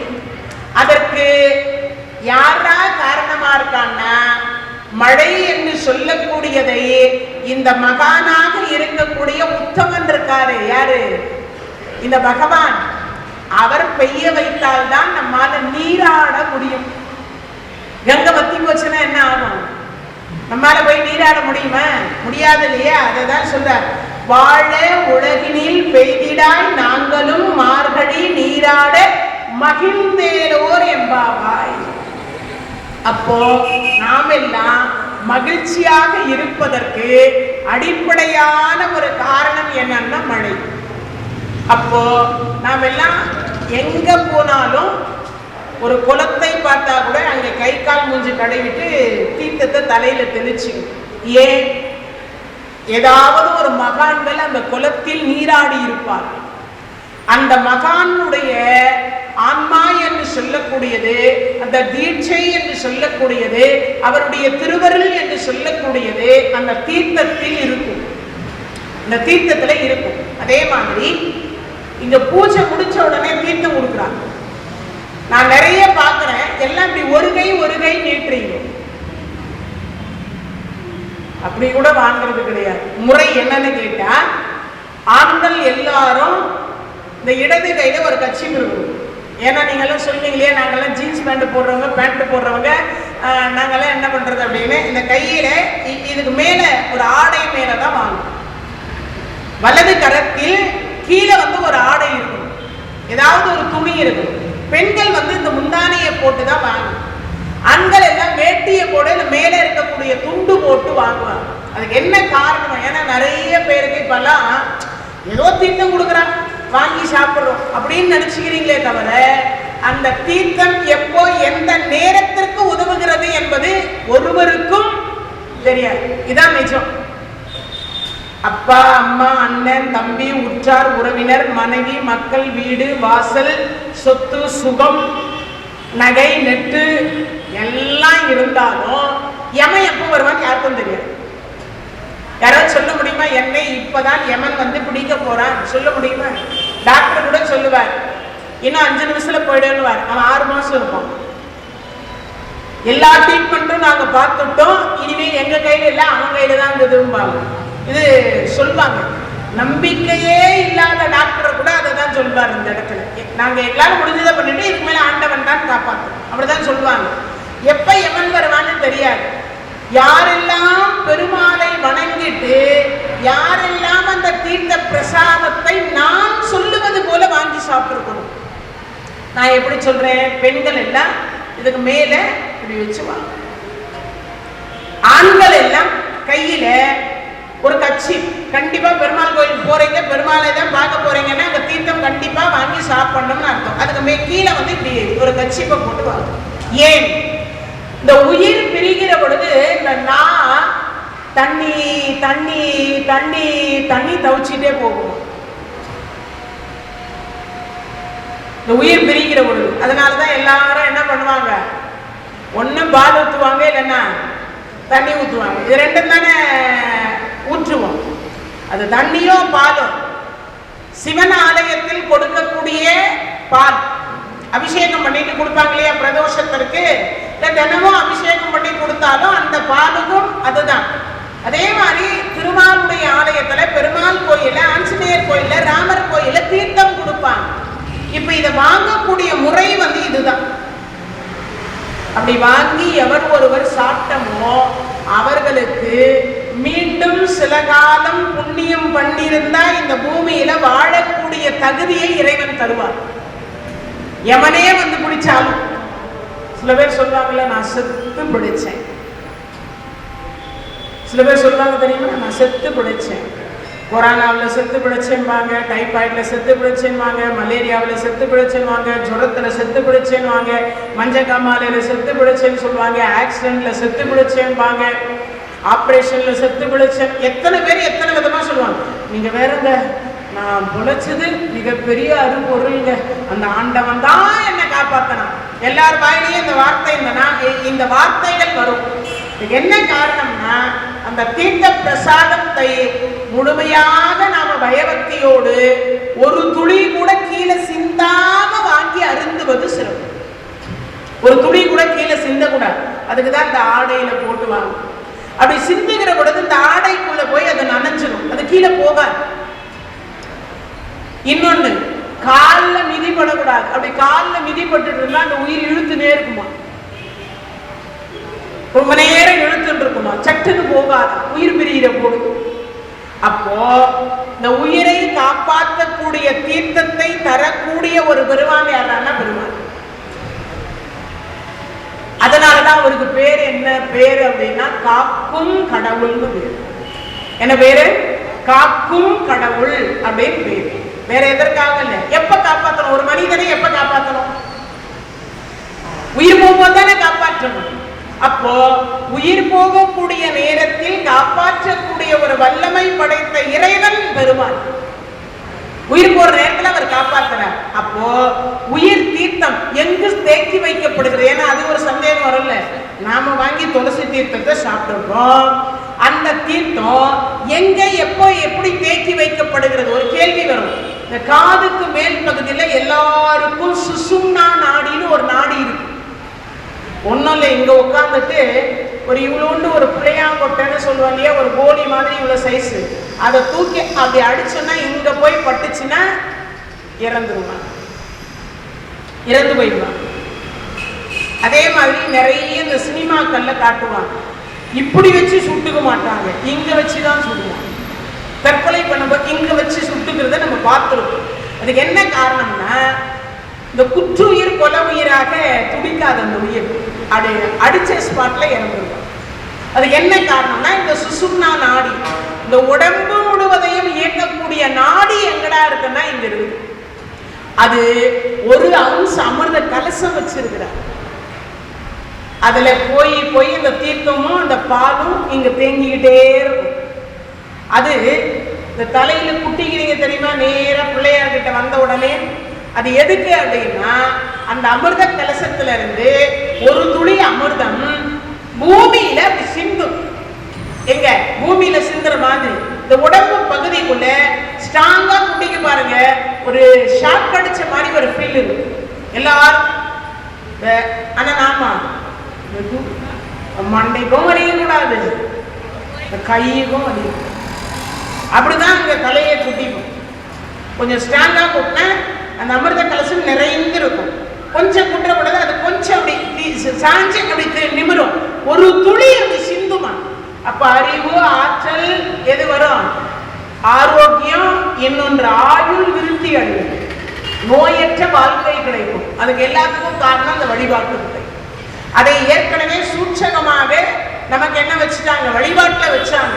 நம்ம இந்து மதத்துல மட்டுமே உள்ள ஒரு சிறப்பு என்னன்னு கேட்டா அந்த வழிபாட்டு முறை. இப்போ அதை வச்சுட்டா. இப்போ உயிர் பிரிய போகுது.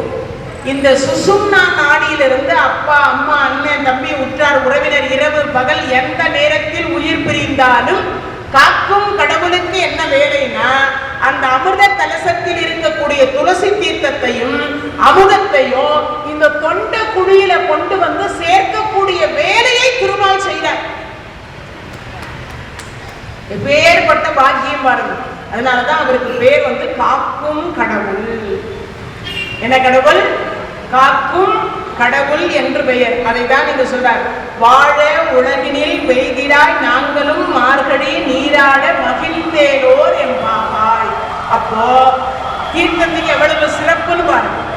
இந்த பாட்டு படிச்சா மழை வரும், இந்த பாட்டு படிச்சா சொர்க்கம் கிடைக்கும், இந்த பாட்டு படிச்சா உயிர் பிரிகிற பொழுது என்னவா பிரியுமா? உயிர் பிரிகிற பொழுது படுத்தோர் எந்திரிச்சார், படுத்தார் எந்திரிக்கல, தூக்கத்திலேயே உயிர் பிரிஞ்சிருச்சான். அப்பெல்லாம் என்ன அர்த்தம்? 6 மாசம் 3 மாசம் அதெல்லாம் இல்லை. அதனாலதான் சிதம்பரம் சுவாமிகள் சொல்வார், நோயுற்று அடராமல் நொந்து மனம் வாடாமல் பாயிர் கிடவாமல் பாவியேன் காயத்தை ஓர் நொடிக்குள் நீக்கி ஒன் போரூர் ஐயா உன் சீரடி கீழ் வைப்பாய் என்னை. நோயுற்று அடராமல், நொந்து மனசு வாடக்கூடாது. அப்படின்னா என்ன அர்த்தம்? சில பேர் சொல்வார்ல, நல்லவங்களுக்கெல்லாம் வருது, இது வரமாட்டேங்குது, சீக்கிரம் போய் நுழையுதா, 6 மாசமா இழுத்துன்றது, வேலை வெட்டி இல்லாத இதை பார்க்கறதுக்கே ஒரு ஆள் போட வேண்டியதா இருக்குது. நிறைய பேர் சொல்றாங்கல்ல, மருமகளோ மகளோ மகனோ யாரோ ஒருவர் சொல்றாங்க அந்த இது அப்ப என்ன அர்த்தம்? இந்த மனசு படுத்துட்டு இருக்கிறவங்க மனசும் நோகுது, செய்யறவங்க மனசும் நோகுது, ரெண்டு மனசு. அதனால்தான் நோயுற்று அடராமல், நொந்து மனம் வாடாமல். பார்க்கிறவங்க மனசும் வாடக்கூடாது, படுத்துட்டு இருக்கிறவங்க மனசும் வாடக்கூடாது. என்னத்துக்கு இப்படி எல்லாம் பேச்சு வாங்கிட்டு இருக்கணுமா? இந்த கடவுளே ஏட்டாப்பா உனக்கு கண்ணு இல்லையா, சீக்கிரமா என்ன கூட்டிட்டு போக கூடாத அப்படி கேட்கல, அந்த மனசு வாடும் இல்லையா? அதனால சொல்றாங்க நோயுற்று அடராமல், நொந்து மனம் வாடாமல், பாயில் கிடவாமல். படுத்த படுக்கைய ஆகக்கூடாது. வயசு 60, 65, 70 கிட்ட ஆயிடுச்சுன்னா இதெல்லாம் பிரார்த்தனை தினமும் அந்த பாட்டு படிச்சுக்கணும். என்னன்னு? நோயிற்று அடராமல், நொந்து மனம் வாடாமல், பாயில் கிடவாமல், பாவிய காயத்தை ஓர் நொடிக்குள் நீக்கி ஒன் போரூர் ஐயா உன் சீரடிக்கில் வைப்பாய் என்னை. கேட்க எல்லாரும் கேட்க. அதே மாதிரி தூங்குறதுக்கு முன்னாடி அண்டாள் பிராட்டியாரே நமக்கு ஒரு பாட்டு கொடுத்துருக்கிறார். என்ன பாட்டு? 29வது பாட்டு. அந்த பாட்டு சிற்றம் சிறுகாலே வந்துன்னை சேவித்து உன் பொற்றாம் அடையறியே போற்றும் பொருள் கேளாய் பெற்ற மெய்த்துண்ணும் குலத்தில் பிறந்து நீ குற்றேவல் எங்களை கொல்லாமல் போகாது இற்றை பறை கொள்வான் அன்றுதான் கோவிந்தா எற்றைக்கும் ஏழே பிறவிக்கும் உன் தன்னோடு உற்றோமே ஆவோம் உனக்கே நாம் ஆட்செய்வோம் மற்றை நம் காமங்கள் மாற்றேலோர் என்பாவாய். இந்த 29வது பாடல தினமும் 365 நாளும் தூங்க போது பாடணும். தூங்குறதுக்கு முன்னாடி இந்த பாட்டை படிக்கணும், எல்லாரும் படிக்கணும். ஏன்? ஒரு கேள்வி வரும். நான் சொன்னேன் கொஞ்ச நேரத்துக்கு முன்னாடி, எப்ப நமக்கு பிராணன் போகும்னு தெரியாது. இன்னொன்று, நல்ல முறையில இந்த உடம்பு ஆரோக்கியமா இருக்கணும். நான் முன்பு சொன்ன மாதிரி நோய் வரக்கூடாது, ஆரோக்கியமா இருக்கணும், யார் கையும் எதிர்பார்க்க கூடாது, இறைவனுடைய திருநாமத்தை சொல்லிக்கிட்டே நமக்கு பிராணன் பிரியணும். அதனால சொன்னலையா, அதனால சிற்றம் சிறுகாலே வந்துன்னை உன் பொற்றா மறையடியே போற்றும் பொருள் கேளாய். அப்பனா என்ன அர்த்தம்? முடிச்ச வரைக்கும் பார்த்தீங்கன்னா சிற்றம் சிறுகாலே வந்துன்னை சேவித்து உன் பொற்றா மறையடியே போற்றும். இந்த திருவடியே என்னைக்கும் சிந்திக்கணுமா? நம்ம எல்லாம் அலங்காரம் ரொம்ப நல்லா இருக்கே, கழுத்துல என்னென்னமோ பதக்கம் போட்டிருக்காங்களே, பட்டு என்னமோ பட்டு உடுத்திருக்காளே, அதை தான் பார்ப்போம். திருவடியை பார்ப்போமா? அதுக்கு வந்த பழமொழிதான், அடி உதவுவது போல அண்ணந்த மீன் கூட உதவ மாட்டாங்கன்னு சொல்லுவோம்ல, அதுக்கு வந்த பழமொழிதான். அப்ப என்ன அர்த்தம்? பொற்றாம் மறையடியே போற்றும். பொற்றாமரைனா தாமரை போன்று மலர்ந்திருக்கக்கூடிய திருவடியை பார்க்கிறோம். அதனாலதான் செடியாய வல்வினை தீர்க்கும் திருமாலே நெடியானே வேட்கடவான் இன்கோயில் வாசலில் அடியாரும் வானவரும் அறம்பெயரும் கிடத்தி இயங்கும் படியாய் கிடந்து உன் பவளவாயை காண்பேனும். குலசேகர ஆழ்வார் பாடுறார், திருவேங்கடமுடையான் ஏழுமலையான பாடுறார். இந்த வாசப்படியாய் இருந்தா, இந்த வாசப்படி இருக்குல்ல, அந்த வாசற்படியாய் இருந்தா தினமும் 12 மணி வரைக்கும் திருவேங்கடமுடையான் அங்க சேவை சாதிச்சுட்டு மறுபடியும் கீழ் திருப்பதிக்கு வரணும். மறுபடியும் கீழே வருவார். கீழே வந்து அலுமேல் மங்கையாரை பார்த்துட்டு அந்த அம்மா கிட்ட பேசிட்டு மறுபடியும் விடியற் காத்தால 3 மணிக்கெல்லாம் போய் சேவை சாதிக்கிறது, மறுபடியும் போயிடணும். இது தினமும் நடக்கிற வேலை. என்ன கேட்டாருங்க, இது நடக்குதா தினமும்? அந்த திருவேங்கடமுடையானுடைய உள்ள 2 பாதுகை வச்சிருப்பான். தினமும் போய் ஒரு 3:30 மணி அந்த கதவை திறப்பாங்க. திறந்துட்டு அந்த பாதத்தை எடுத்து பார்த்தா ஈரமா இருக்கும்.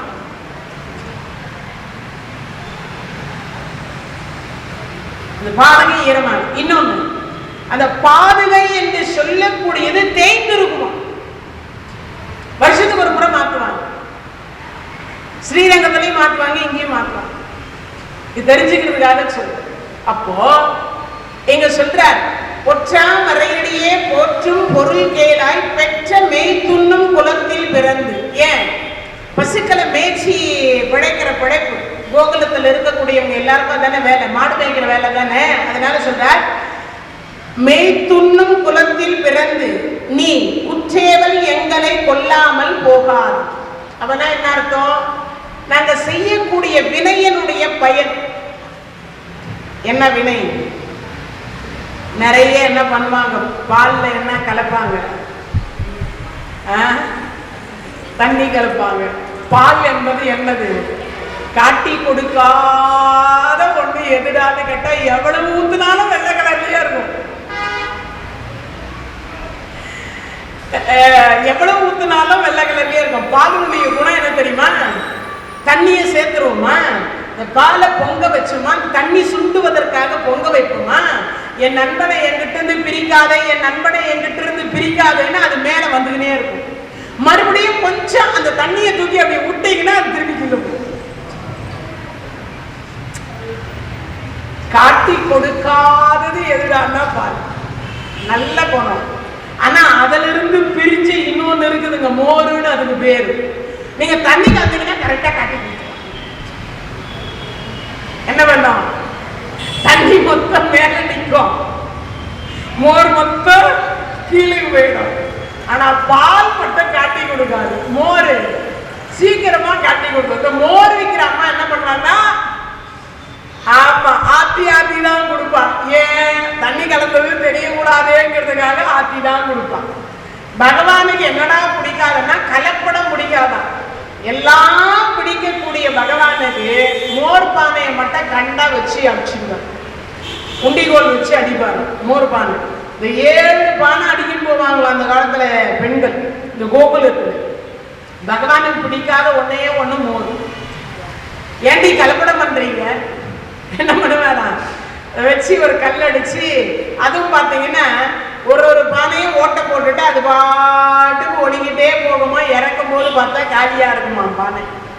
பகவானுடைய திருவிளையாடல். அதனால இங்க சொல்லுகிற பொழுது சொல்றார், வாட உலகினில் பெய்திடாய் நாங்களும் மார்கழியில் நீராட மகிழ்ந்தேலோர் எம்பாவாய் என்கின்ற இந்த 2 பாடல் திருப்பாவையனுடைய 2 பாடலுக்கு பொருள் பார்த்தோம். அதே மாதிரி ஒவ்வொரு நாளும் ஒரு நாயன்மார்களுடைய வரலாறை பார்த்தோம்.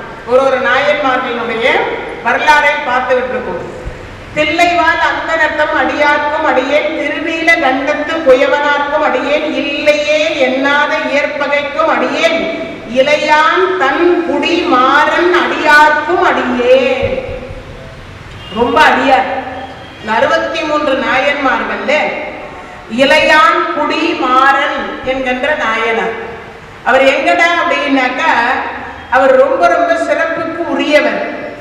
அவரு வேளாளர் குலத்தில் அவதாரம் செய்கிறார். வேளாளர் குலத்துல அவதாரம் செய்கிறார்.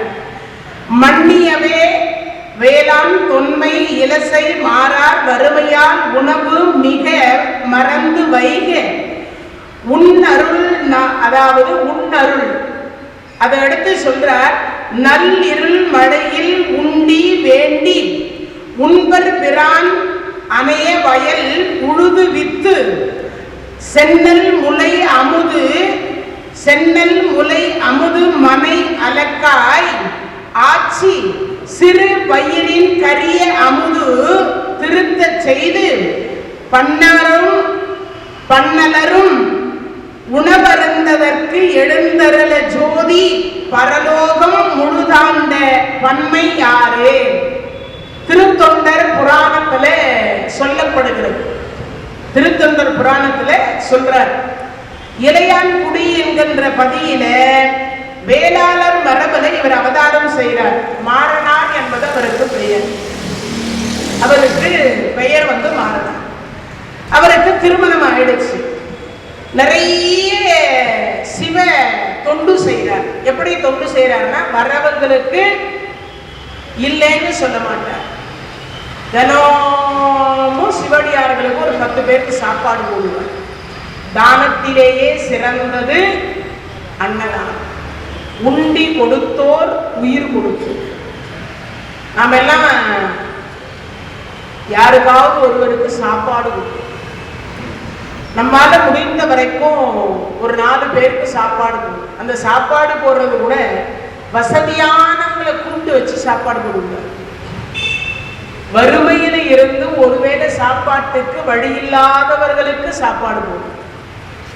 ஏன்னா இப்பெல்லாம் நிறைய பேர், ஏங்க நீங்க எங்க வீட்டுக்கு விருந்துக்கே வரமாட்டேங்கிறீங்க. அவருக்கு ஏற்கனவே கோடி கோடியா செல்வம் இருக்கும். அவரை கூப்பிட்டு வச்சுதான் வகையான பொரியலை வச்சு 40 வகையான கூட்டு வச்சு விருந்து கொடுப்பாங்க. ஆனா அதெல்லாம் பயனுள்ளதா? அதெல்லாம் பயனற்றது. அப்போ ஒருவருக்கு உணவு கொடுத்தா அந்த உணவினுடைய தன்மை தெரிந்தவருக்கு, பசியோட இருக்கிறவருக்கு உணவு கொடுக்கணும். பசி இல்லாதவருக்கு உணவு கொடுத்தா பலன் கிடையாது. அதனால இவர் என்ன பண்றார், வர சிவடியார்கள் அத்தனை பேருக்கும் சாப்பாடு போடுறார். செல்வம் வளருது, அவர் விவசாயம் வளருது. அப்படி வளர்ந்து கொண்டே இருக்கின்ற பொழுது சில நாள்ல மழை கொஞ்சம் இல்லாம போகுது. அப்படி மழை இல்லாத காரணத்தினால விளைச்சல் கொஞ்சம் பாதிக்கப்படுது. இருக்கிறதெல்லாம் கொஞ்சம் கொஞ்சமா வித்து வித்து வித்து வித்து சாப்பாடு போடுறார். கொஞ்சம் கொஞ்சம் வித்து வித்து சாப்பாடு போடுறார். அப்படி சாப்பாடு போடுகிற பொழுது எல்லா பொருளையும் வித்துட்டார். வறுமை வந்துட்டு மனைவியினுடைய பொருள் எல்லாம் வித்தார். தன் இடத்துல இருக்கக்கூடிய எல்லாத்தையும் வித்தார். இப்படி வித்து கொண்டே இருக்கிற பொழுது பசி, அவருக்கே பசி தாங்க முடியல. ஒரு நாளைக்கு ஒருவேளை உணவு சாப்பிட்றதுக்கே அவ்வளவு கஷ்டம். பசி வந்தால் பத்தும் பறந்து போகும். பசியை அனுபவிச்சவங்களுக்கு மட்டும்தான் அந்த கொடுமை என்னன்னு தெரியும். இல்லைன்னா மற்றவங்களுக்கு எல்லாம் தெரியறதுக்கு வாய்ப்பே இல்லை. அதனாலதான் அவை பிராட்டி சொன்னா, கொடிது கொடுது வறுமை கொடிது, அதனிலும் கொடிது எதுடான்னு கேட்டா இளமையில் வறுமை கொடிதுன்னா. சாப்பிட்ற வயசுல சாப்பாடு இல்லாம இருந்து என்ன பிரயோஜனம்? எல்லாம் போய் 50-60 வயசுல சுகர் பிரஷர் வந்ததுக்கு அப்புறமா எல்லா சாப்பாடும் கிடைச்சி என்ன பிரயோஜனம்? ஒரு பிரயோஜனமும் இல்லையா? அதனால கொடிது கொடிது இளமையில் வறுமை கொடிது. இளமையில வறுமை இருக்கிறது, அதை விட ரொம்ப கொடுமை எதுன்னு கேட்டா இளமையில வறுமை கொடிது. சாப்பிட்றதுக்கே சாப்பாடு இல்லாத கொடுமை. அதனால இந்த சொல்லுகிற பொழுது பார்த்தா எல்லாத்தையும் வித்து வித்து வித்து வித்து தொண்டையை ஆற்றிட்டார். ஆனா இப்போ வறுமை, அவருக்கே சாப்பாட்டுக்கு வழி இல்லை. சரி என்று திடீர்னு மழை பெய்யுது.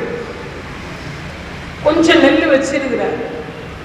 இந்த விளைச்சலாவது விளைச்சோம்னா அடுத்த வருஷத்துக்கு கொஞ்சம் சாப்பாடு சாப்பிடலாமேன்னு அந்த விதை நெல்லை கொண்டு போய் காலையில நிலத்துல விதைச்சிட்டு வந்துட்டார். முளை கட்டி வைக்கிறதுக்காக வச்சிருந்தார். ஒரு பானையில ஊற போட்டு அதை கொண்டு போய் முளைக்க வேண்டுமே என்பதற்காக ஒரு நிலத்துல கொஞ்சோண்டு விதை விதைப்பதற்கு அந்த நாத்து விட்டுட்டு வந்தார். அப்படி வந்தவர் பார்த்தார், இருந்ததே அந்த கொஞ்சம் நெல்லு தான்.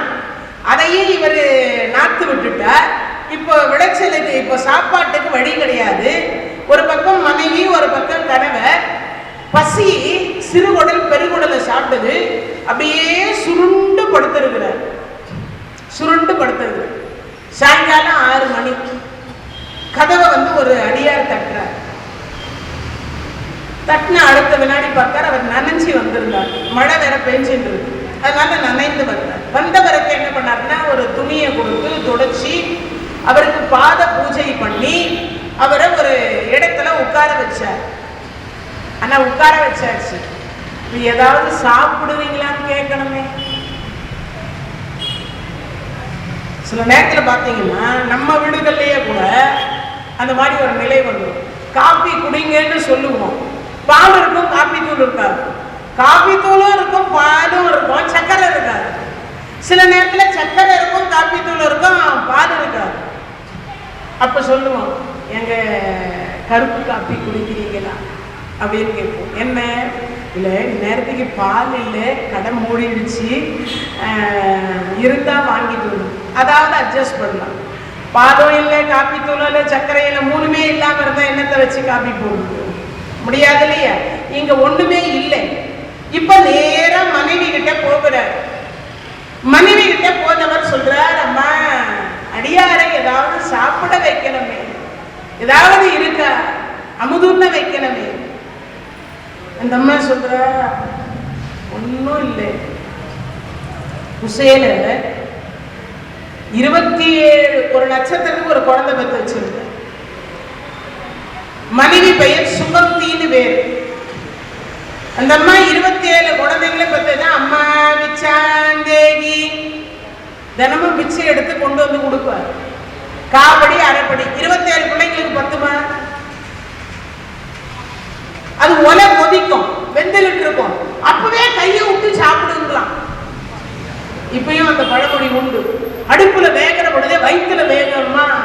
பழமொழி இன்னைக்கும் உண்டு.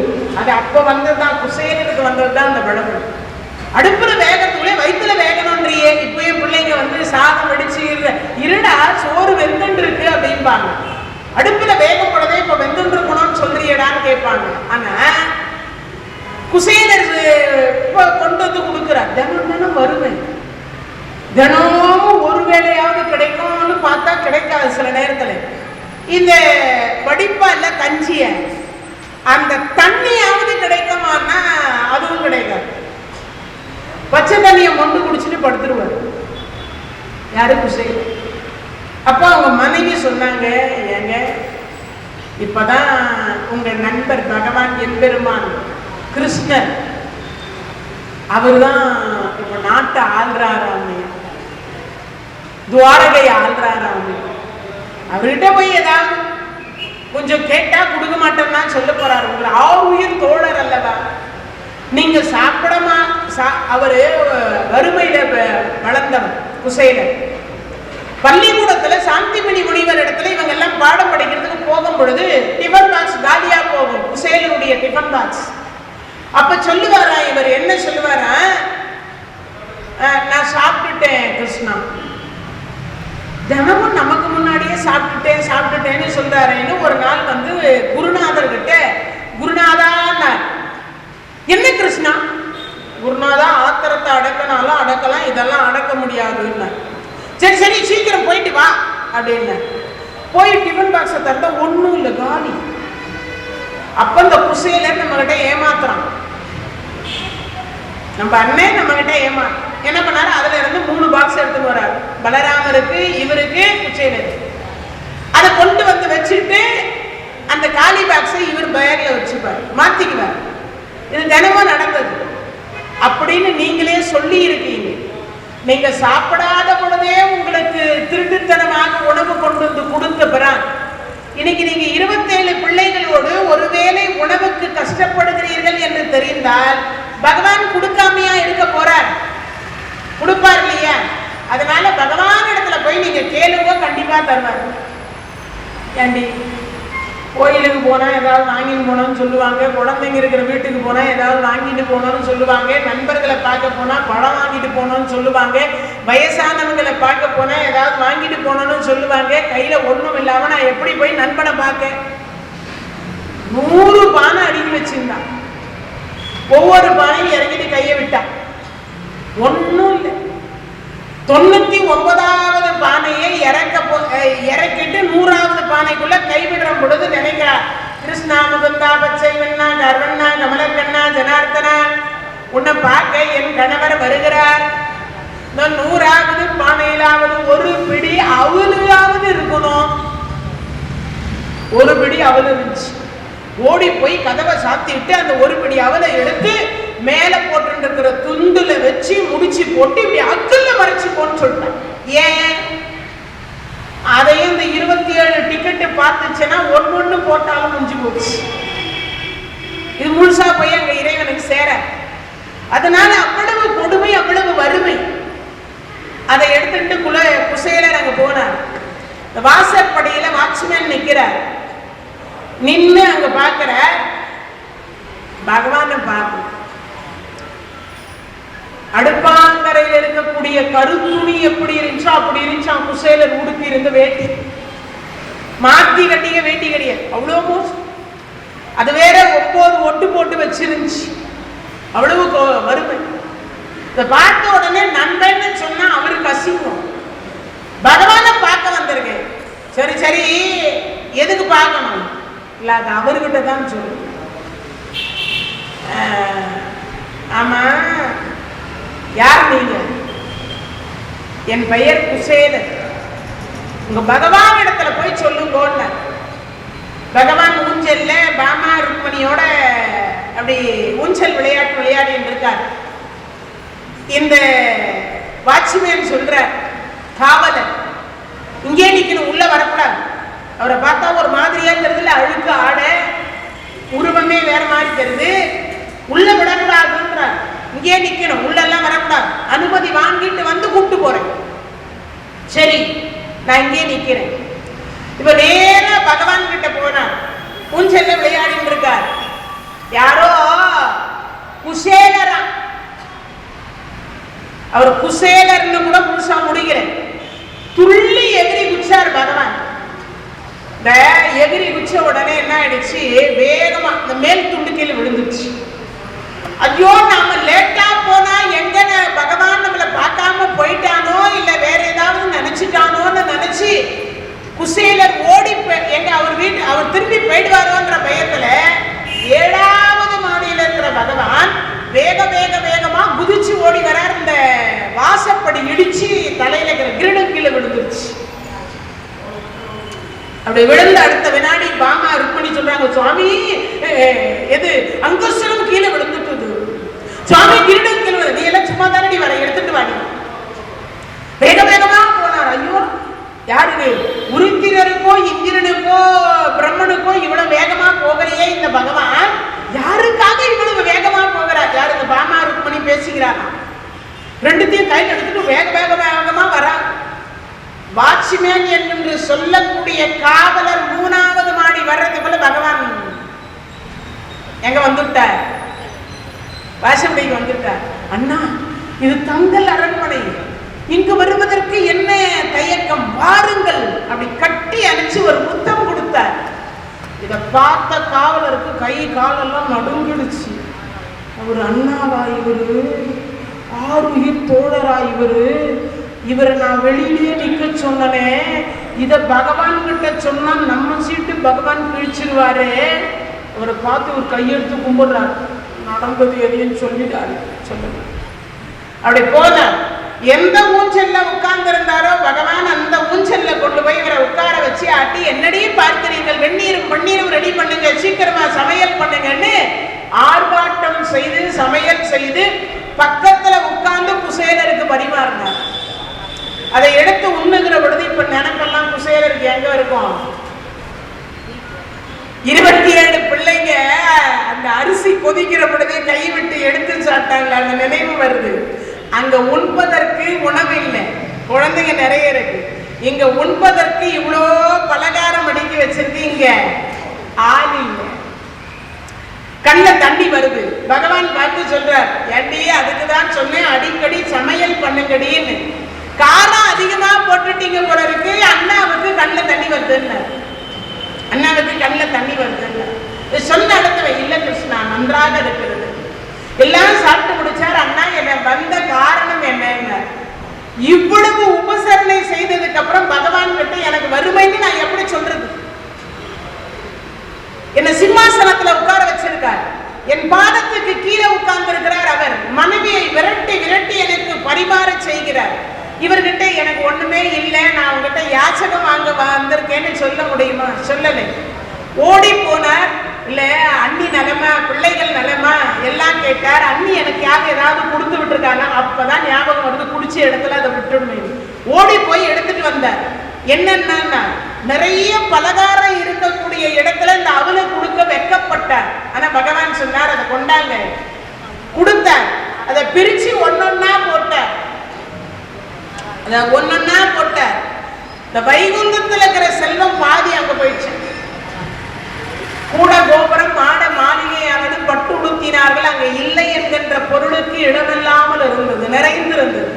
அது மாதிரி இங்க இளையான் குடி மாற நாயனார் என்று சொல்லக்கூடிய அவருக்கு வறுமை வறுமை வறுமை எல்லாம் போச்சு. இப்போ அடியார கொண்டு வந்து உட்கார வச்சிருக்கிறார். சாப்பாட்டுக்கு வழியில் ஒன்றும் இல்லை. என்ன செய்வது என்று பார்த்தார். மனைவி கிட்ட சொன்ன உடனே சொன்ன, ஒன்றும் இல்லை சுவாமி, நான் என்ன பண்றது, அங்க ஒரே ஒண்ணு வேணா பண்ணலாம். என்ன காலையில விதை நெல்லு விட்டோம் இல்லையா, அந்த விதைய மொத்தமா நீங்க கொண்டு வந்து சேர்த்து கொடுத்தால் அதை வச்சு எதனா நான் அமுது தயார் பண்றேன். இருட்டு, குடையை பிடிச்சுக்கிட்டு தண்ணியில மெது மெதுவா காலை வச்சு போய் ஒரு கூடையை எடுத்துட்டு போய் தடவி எல்லாத்தையும் விதைச்சாரு. அது மொத்தத்தையும் தேடி கண்டுபிடிச்சு ஒரு கூடை நெல்லை கொண்டு வந்து கொடுத்தாரு. முளை வந்தது அது. இப்போ அதை நாம தான் என்ன பண்ணுவோம், இதை வச்சு என்ன பண்றது, தூக்கி தெருவில் போட்டு.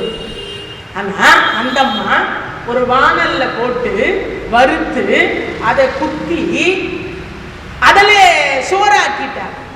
இப்ப அதுக்கு சோறுக்கு குழம்பு வேணுமே.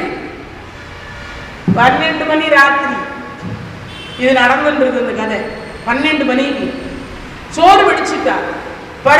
குழம்பு ஒண்ணும் இல்லை.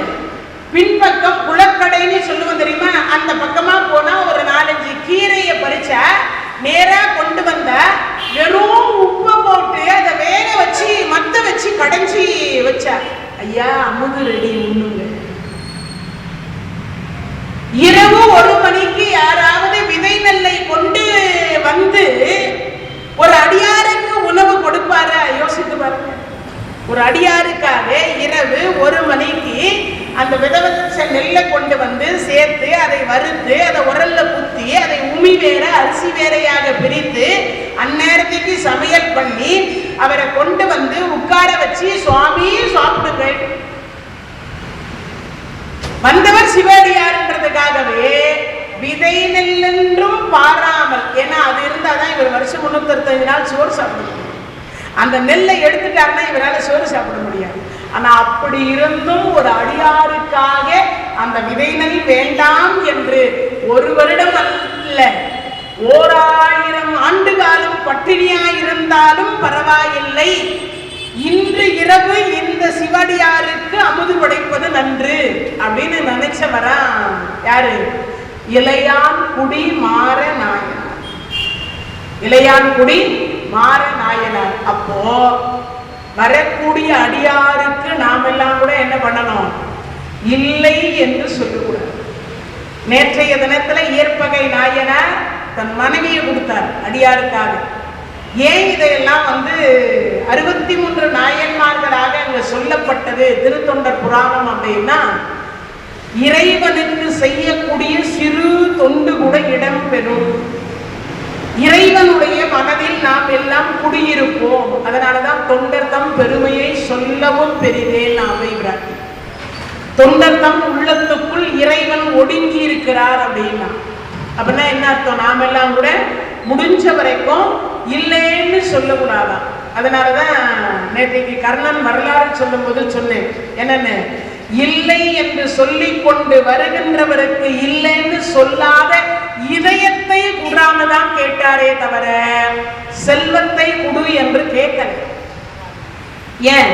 இந்த மனசு பர்சுல இருக்கிறத எடுத்து அப்படி போடுறதுக்கே இந்த மனசு வரமாட்டேங்குது நமக்கெல்லாம். அதனாலதான் மனம், மனித மனம் ஒரு குரங்கு. மனித மனம் ஒரு குரங்கு. அது எப்ப எப்படி வேணாலும் மாறும், சொல்லவே முடியாது.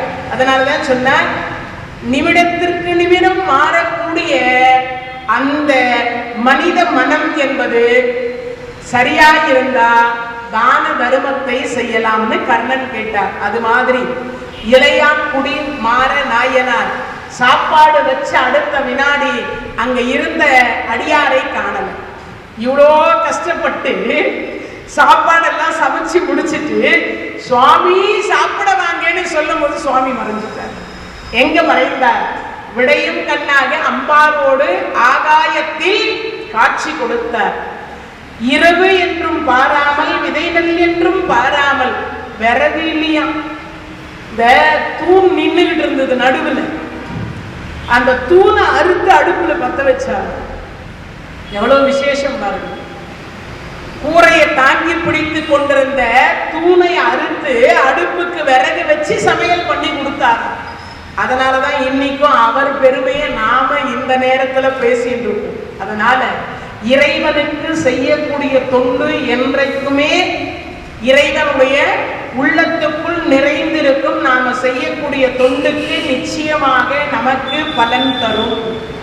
நிச்சயமா நமக்கு பலன் தரும். அதனால இளையான்குடி மாற நாயனாருக்கு எப்படி திருக்கைலாய காட்சி கிடைத்து எப்படி இறைவன் தன்னுடைய இடத்திற்கு அழைத்து கொண்டு போனாரோ அதுபோல அவருடைய புராணம் கேட்ட அத்தனை அடியார் பெருமக்களுக்கும் இறைவன் திருக்கைலாய பதவி தர வேண்டும் என்று கூறிக்கொண்டு மீண்டும் நாளைய தினத்தில் திருப்பாவை திருவெம்பாவையை உங்கள் அனைவரையும் சந்திப்பேன் என்று கூறி நோயற்ற வாழ்வும் குறைவற்ற செல்வமும் பெற வேண்டும் என்று எல்லாம் வல்ல இறைவனை வேண்டி பிரார்த்தித்துக் கொள்கிறேன். தென்னாருடைய சிவனே போற்றி, எந்நாட்டவர்க்கும் இறைவ போற்றி. வெற்றிவேல்